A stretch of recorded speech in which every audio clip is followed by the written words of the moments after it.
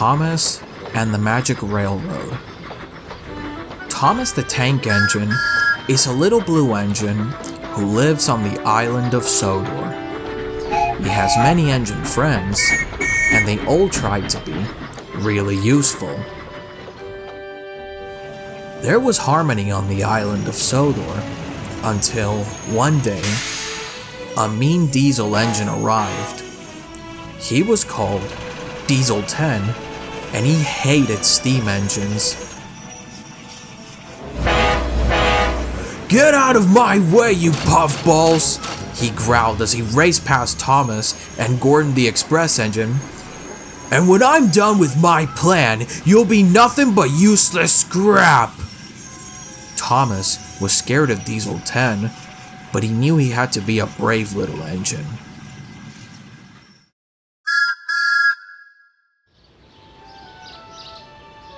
Far away from the island of Sodor, across a wide ocean, and on the other side of Muffle Mountain, was the town of Shining Time.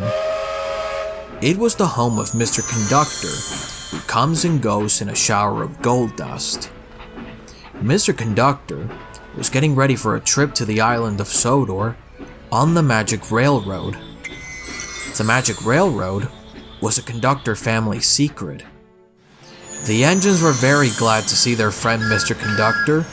He would take care of them while Sir Topham Hatt, the railway director, went on a short holiday. But Diesel 10 had other plans. "I'll soon settle Twinkletoes and those puffballs with this thing I called Pinchy."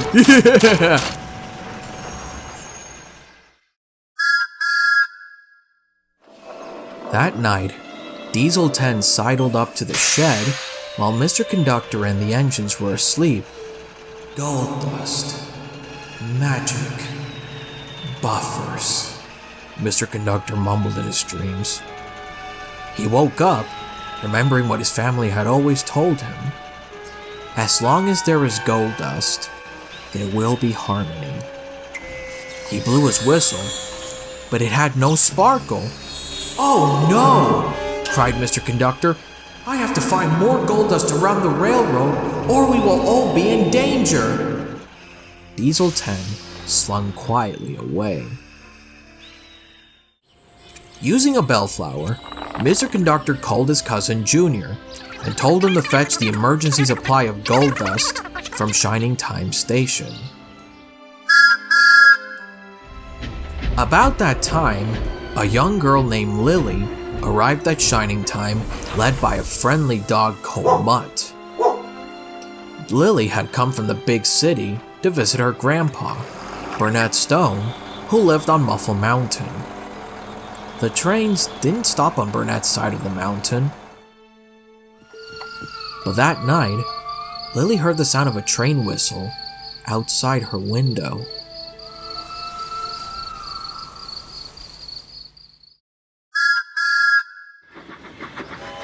The next morning, Thomas went to fetch coal for Henry, who had boiler ache. The last coal truck wasn't coupled properly to the others. Thomas didn't notice him bumping into it so hard that it slithered down the line quietly and gliding through an old set of buffers, and it disappeared.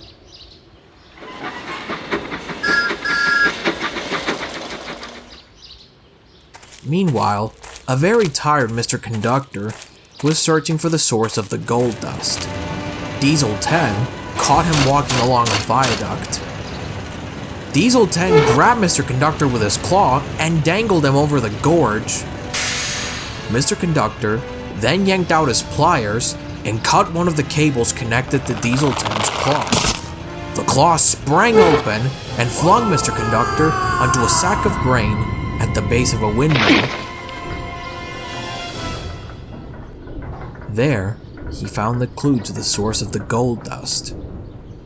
It said, "Stoke up the magic in the mountain and the lady will smile. Then watch the swirls that spin so well."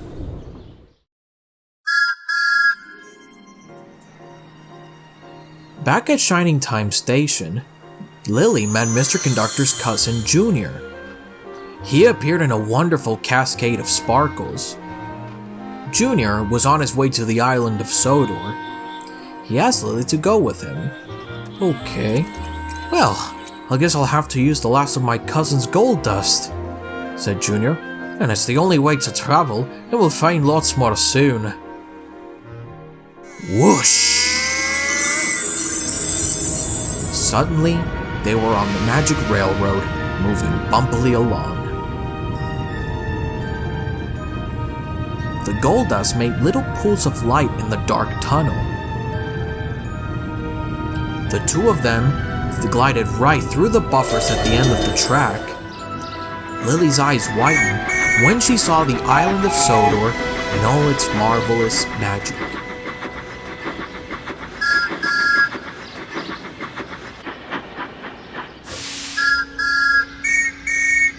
I was up near the old buffers when the last coal truck disappeared, Thomas was saying to Percy. Oh, then I think those buffers are the entrance to Mr. Conductor's magic railway, Percy said excitedly. Oh, Percy, you are clever, said Thomas. Now, keep those buffers safe while I search for Mr. Conductor. To Thomas's surprise, he found Junior instead. Junior introduced Thomas to the astonished Lily. She couldn't believe that trains could talk. In no time at all, Thomas was puffing along with Lily and Junior on board. Junior spotted his cousin at the bottom of the windmill. Hey, cuss, what's up? Junior said. Mr. Conductor smiled and gave his cousin a hug.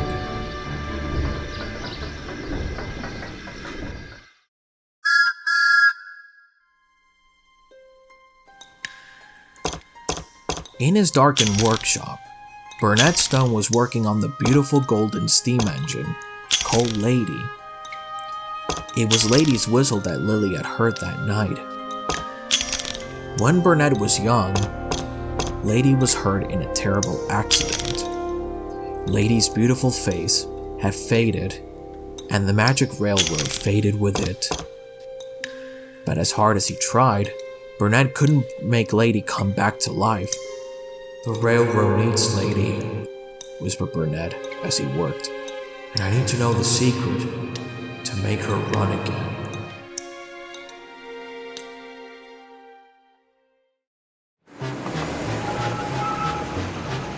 Meanwhile, back on the island of Sodor, Diesel 10 was talking to his minions, Splatter and Dodge. Alright, Splodge, so come in and join the party. Or, actually, correction, join the party that's over. Just like Twinkle Toad's magic railway is going to be over. And the buffer's busted. But here's the problem. We don't know where the entrances to the magic railway is, and we don't know which are the right buffers to destroy. Oh, I see. But what are you gonna do? Yeah, that's a good question.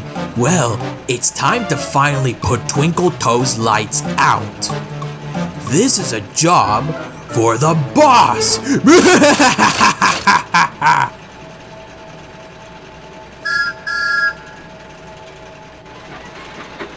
Percy overheard the Diesel's plan and knew the engines had to act quickly. Oh, we must get Lily back to Muffle Mountain now before the Diesels destroy the magic railway, Percy said. Without gold dust, the only way to travel the magic railroad is on the lost engine. Lady, said Mr. Conductor. Unless... Thomas, will you take Lily? Through the buffers? Oh, but what if I go on the railway and my wheels don't work? But what if they do? Mr. Conductor said. Oh, yeah, but... what if... Yeah? What if it's dark? It will be for a while. And cold? Maybe. And how will I get back again? Because you're a really useful engine, and I know you can do it. Okay, then I'll try. As Thomas and Lily chugged towards the magic buffers, Mr. Conductor called after them, "Stoke up the magic in the mountain! and the lady will smile. They reached the buffers, and they went right through them onto the magic railroad. The magic railroad was dark and cold and bumpy, but it was also beautiful. They spotted the missing coal truck.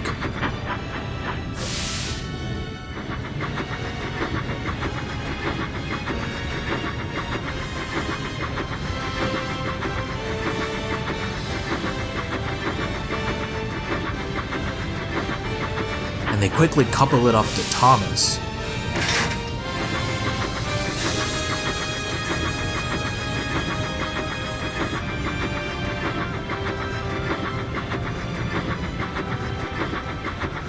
Then, looming up ahead was a huge set of buffers. Thomas and Lily passed right through them onto Muffle Mountain.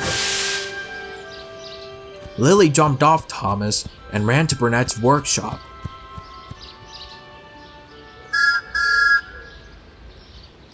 Elsewhere on Muffle Mountain, a huge explosion jolted Thomas off the ground and onto another branch of the magic railroad. In this unfamiliar place, Thomas wasn't sure he was going to find his way back to where he left Lily. He hurried off to find a connection back to the main line.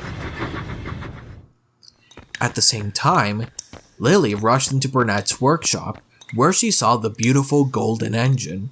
"This is the lost engine from long ago," exclaimed Lily. "She's the key to Mr. Conductor's magic railroad."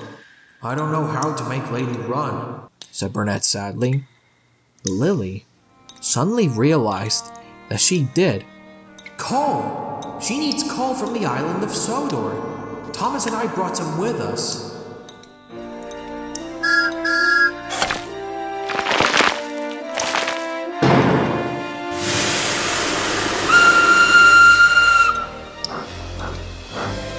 Soon, Lady was steaming along the magic railroad.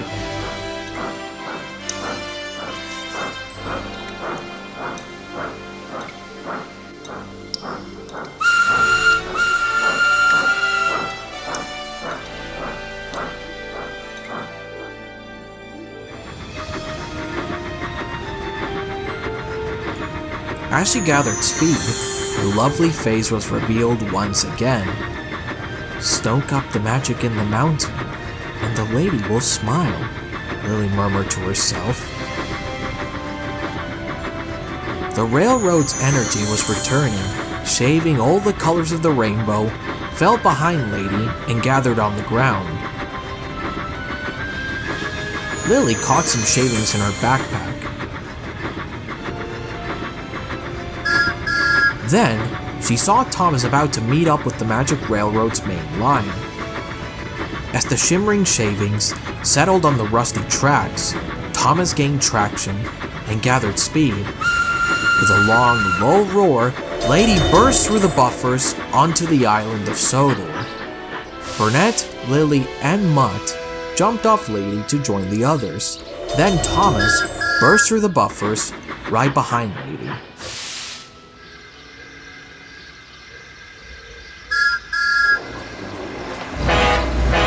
Suddenly, Diesel 10 appeared, as if from nowhere. With a roar, he rushed at Thomas, his jagged claws snapping. "I'll get you, puffball!" yelled Diesel 10, "and I'll get that magic engine too!" "Run, Lady, quickly! I'll help you!" called Thomas. Burnett leaped into Lady's cab, and they sped toward an old viaduct. Thomas raced between Lady and Diesel 10. As Lady crossed the viaduct, it began to crumble, and stones started to fall. When Thomas crossed the viaduct, more stones fell, and a big gap appeared on the tracks ahead of him. Thomas bravely jumped the gap.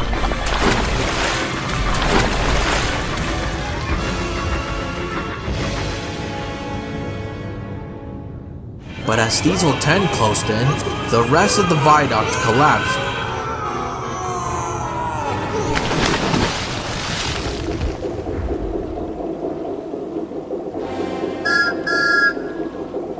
Diesel 10 slid over the edge of the viaduct and dropped onto a barge filled with sludge. Off he floated, never to be seen again. Oh well, nice time of the year for a cruise.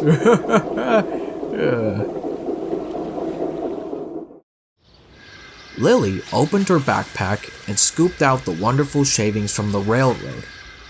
Stoke up the magic in the mountain and the lady will smile. Then watch the swirls that spin so well, Mr. Conductor recited, remembering the rest of the clue to the gold dust.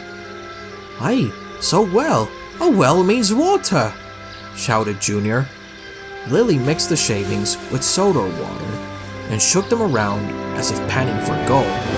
Then she threw the mixture into the air. Gold dust! Everyone yelled.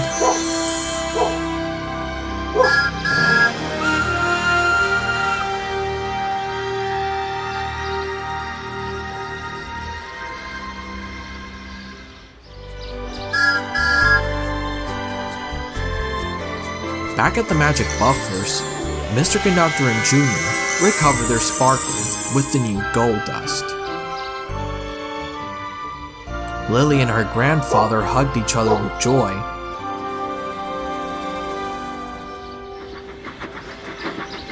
But it was a happy Thomas who puffed home that evening, knowing that a little blue engine like himself had been so very useful.